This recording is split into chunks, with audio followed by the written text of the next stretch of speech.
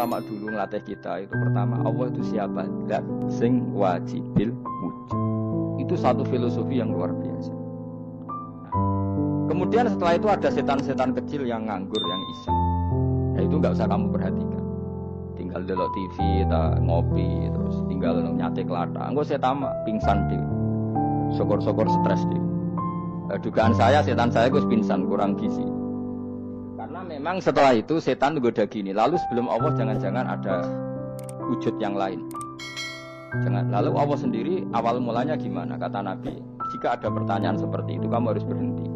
Tinggal delok TV atau tinggal tengok dangdutan. Ya kalau kepeksa apa-apa, ngomong kelasem ae. Saya tidak menghalalkan tapi kan sudah kamu lakukan. Karena itu lebih baik ketimbang pertanyaan filsafat. Banyak orang yang dulu sholat ketika sekolah filsafat tidak sholat. Alasannya sampai menemukan jati diri itu Tuhan. Dan itu bahaya sekali karena Nabi berkali-kali bilang kamu jangan mikir tentang Allah pasti rusak. Orang kamu mungkin rusak dari Nabi pasti rusak. Nah cara menghentikan gimana? Karena setan ini makhluk, akal-akalannya gampang. Tadi tak warai. Saya sebagai ulama atau sebagai manusia atau sebagai orang awam atau sebagai siapa saja kadang ada pertanyaan seperti itu. Tak tinggal anggeling dharma kan pusing setan ini kan ngenteni. Weh, ngenteni bar lo anggeling dharma. Bariku aku lesu mangan mie. Bar mangan mie waret tuh. Kan dia ngenteni terus mau bikin was-was lagi. Ternyata saya sibuk kan enggak bisa masuk deh. Bangun tidur aku selali pertanyaan tadi. Dinteni. Nah, dia masuk lagi aku sibuk ngajak anak jalan-jalan. Jadi saya kalau jalan-jalan di pasar itu wis enteni tan santai wae. Itu memang resep dari Rasulullah. Jangan sampai orang terjebak filsafat yang sampai menanyakan eksistensi Tuhan. Dan dia tidak mau iman, tidak mau sholat, tidak mau puasa sampai menemukan Tuhan itu siapa. Itu jelas minas syaitonir rajim, itu perilaku setan. Makanya Rasulullah setiap ditanya sahabat gitu itu Nabi guyu-guyu. Dan guyunya Nabi itu kata Nabi, baguslah kalau kamu takut Tuhan kalah kata Nabi. Nabi gojok gitu. Maka ada ulama yang punya seni berargumentasi yaitu Imam Ghazali. Jika setan tanya kamu lalu sebelum Allah jangan-jangan ada wujud yang sebelum Allah. Kata Imam Ghazali, ya itu saja yang Tuhan, yang Allah ini enggak jadi Tuhan. Ya berarti wujud sebelum Allah itu yang benar-benar Allah. Kalau kamu bayangkan lagi, jangan-jangan sebelum itu ada wujud lagi. Ya itu saja yang benar-benar Allah. Sehingga tetap Allah itu menang terus. Paham ya? Yang jelas jangan sampai didahului Adam. Karena kalau didahului Adam lebih ngeri lagi. Karena sesuatu yang enggak ada menciptakan yang ada itu lebih buruk lagi menurut akal. Menurut apa akal? Nah, daripada kamu nggak salim Imam Ghazali, tinggal saja ndelok. Tadi ndelok sinetron. Ndelok yang lucu aja. Ndelok sing lucu-lucu. Ndelok apa? Mencari Tuhan. Pokoknya sing aneh-aneh, sing goblok-goblok, sing lucu-lucu, sing perane wong apa? Saya sering diproses saya. Gus Salim jenengan kok sering ndelok sinetron sing ana dialog wong goblok-goblok. Wong goblok ku menarik cara kula. Apa ya? Cara pandangnya di luar dugaan saya karena lalu berkali-kali loh kalah wong goblok. Jadi makanya ini tak cerita nih beberapa kali ini jari Gus Wak cerdas berkali-kali kalah wong goblok. Ada seorang santri itu ingin dibelikan bapaknya itu sepeda motor. Bapaknya wong desa, senengane ngrumat sapi wedhus. Menurut saya ya orang tuanya itu mampu lah, sangat mampu untuk beli. Pak mbok ditukokno mawon wong sepeda motor. Kata bapaknya, "Anakku nu jog mondok tak goblok, Gus." Wong njaluk kok sepeda motor, njaluk mobil ora ya goblok. Lek kok goblok, Pak? Jenenge donya iku Gus, sing lahirno donya kok sapi iku ndek anak, wedhus ndek anak jenenge donya. Di mana-mana jenenge donya sing lahirno donya. Iki donya kok mangan donya. Mergo motor iku kan tuku bensin, mobil. Iku cara dekne iku goblok Gus. Wah. Berarti kabeh kiai goblok perkarane tuku donya sing ngentekno donya. Cara dekne donya iku sing lahirno donya. Berarti pinter iki berarti. Untungnya saya ini ulama ya, ahli tafsir ya malu, saya kalah itu ya malu. Tapi saya sebagai orang objektif fair, itu teori benar apa?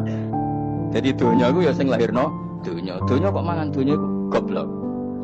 Untungnya dia dengan saya itu jaraknya 5 kilo 7 kilo karena tinggi. Lala dia diterkon sepeda motor, tapi tetap mau kalah. Pak, nanti jalan kaki saja, karena kalau pakai motor ini kegoblokan kata saya. Terus mendingan nih, loh Gus mau kalah tak?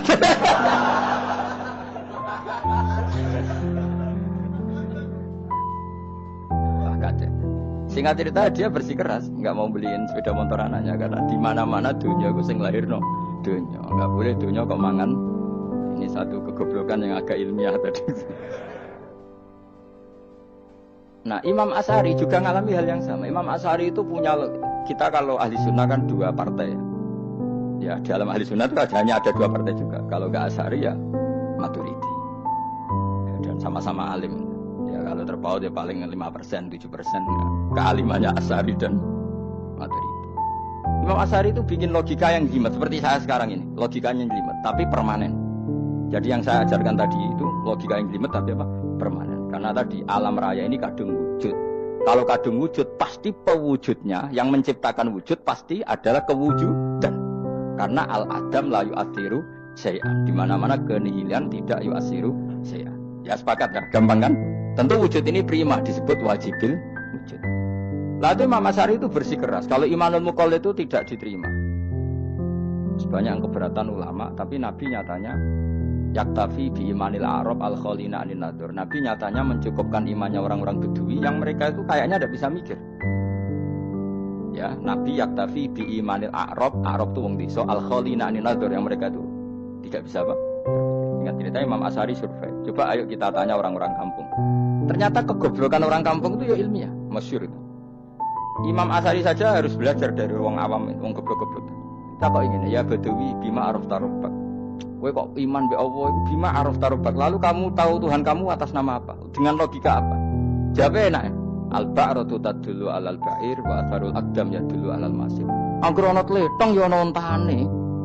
Angger ana bekas delamakane wong ya ana sing bar liwat. Jadi misalnya ada bekas teracak anjing, berarti anjing habis liwat. Ada bekas apa? Ular, ya berarti ular habis liwat. Ada bekas teracak manusia, ya berarti manusia habis liwat. La wa hadzal alam atharun min athari qudratillah. Alam iki bekas, mesti ana sing gawe. Jadi Mas Ari pinter juga, mesti logikane gak jelimet tapi anggere ana tletong, ana sapine. Ana tracake wong berarti ana sing bar liwat. Dene ngomong gampang wa atharul aqdam ya dulu alal masir. Nah, terus Imam Asy'ari habis itu ngendikan, ya sudahlah dengan logika apa saja. Meskipun kana zori hadal arabi sebagaimana cara berpikir Bedui ini, sementing ada apa ada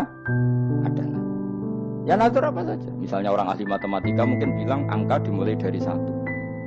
0 itu akal-akalane Khawarizm. Mergo dekne kebingungan nulis 10. Tapi tetap angka itu dimulai dari 1. Kalau misalnya 1 untuk mecah kesulitan ya harus dimulai 0,1. Tidak bisa 0 tok. Jadi 0 dulu itu untuk mematahkan kalau jumlah itu tidak sampai 1. Tapi faktanya jumlah itu kan pasti 1 karena dimulai dari wajibil wujud. Khawarizm itu ya pinter matematika. Saya juga punya ilmu hisabnya Khawarizm. Itu kan dia karena kebingungan angka pecah. Misalnya 1 tidak sampai 2, mau tidak mau harus ditulis 1,5. Paham ya?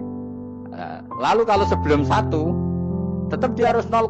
Lalu hakikat 0,5 itu kan bagian dari wujud apa bagian dari adam? Tetap bagian dari wujud. Jadi 0,5 itu kan khayal kuliah. Tak warai ya. Mungkin saya ada ahli matematika ala wong kampus, tapi saya tahu kan ala Islam itu lebih gampang. Misalnya gini. Sesuatu itu kadang kamu putuskan itu satuannya 1. Tentu ketika separuh kamu katakan baru separuh. Tapi sebetulnya ketika satuan itu kamu katakan 10, yang separuh itu sudah 5. Itu kan terserah sing bagi, napa? Terserah sing bagi. Iya dong, misalnya 1 juta, 5-nya artinya apa coba? 500 ribu kan? Sekarang kalau 100 ribu, 5-nya jadi berapa? 50. Kalau 1,5 jadi. Nah itu kan terserah satuannya apa? Tapi tetap dari 0,5 itu tetap menunjuk sesuatu yang wujud. Yaitu 5-nya sebetulnya apa? 5 yang separuh tadi. Paham sih kalau maksud? Tetap nggak bisa sesuatu dimulai dari apa? 0.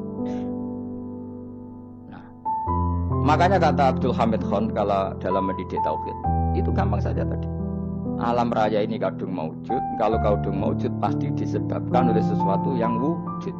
Karena wujud pencipta harus berstatus prima. Lah prima ini atau premium ini kita sifati wajibil wujud. Atau kamu katakan apalah kausa prima atau musabbibul asbab. Nah kelirunya kita dalam berislam itu, kritiknya para ulama. Kita ini nyebut Allah dulu baru menceritakan status Allah. Kalau zaman Nabi itu dibalik. Status wajibil wujud itu kita terangkan dulu, baru yang oleh Islam itu namanya Allah. Paham ya? Kan beda, misalnya gini logikanya gini. Kamu ketemu orang ateis. Saya ulang lagi, kamu ketemu orang ateis. Terus kamu ditanya, lalu alam ini yang menciptakan siapa? Allah Jalla Jalaluhu. Mesti kan tanya, man huwa Allah. Allah itu siapa?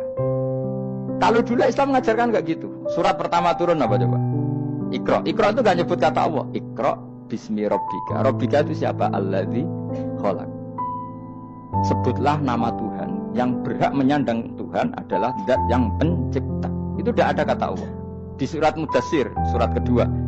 Ya ayyuhal mudatsir kum fa'anzir wa rabbaka fakabbir. Bukan Allah fakabbir, wa rabbaka fakabbir. Sehingga cara berpikir gini dibalik. Sebutlah Tuhan kamu. Tuhan itu siapa? Yang berstatus Tuhan adalah zat yang berstatus pencipta. Nah, lalu pencipta ini oleh Islam dinamai Allah. Kalau orang ateis kamu langsung bilang Allah, man huwa Allah. Jadi pertanyaannya Allah itu siapa? Lalu kamu jelaskan Allah adalah pencipta. Allah adalah wajibil wujud. Tentu lebih gampang kamu terangkan. Makanya Al-Quran menerangkan amukholiku min ghairi syai'in. Maknanya saya di sini maknanya ya Allah. Apa?